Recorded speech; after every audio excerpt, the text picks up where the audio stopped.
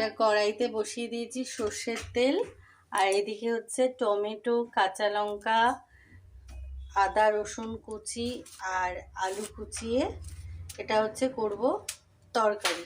এইভাবে সব ছোট ছোট করে কুচিয়ে নিয়েছি। আর এই আলুর তরকারিটা করব হচ্ছে চিকেন দিয়ে। তার জন্য একটু চিকেনগুলোকে আগে ভেজে নেব।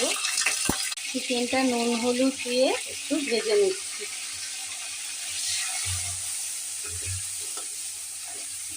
চিকেনটা অল্প ভাজা ভাজা হয়ে গেছে। এবার এর মধ্যে দিয়ে দেবো সব কেটে রাখা আলু, পেঁয়াজ, টমেটো এগুলো।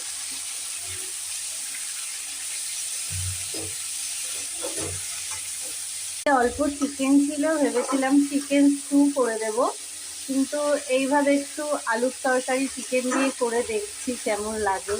আর যদি ভালো লাগে অবশ্যই তোমাদের সেটা জানাবো।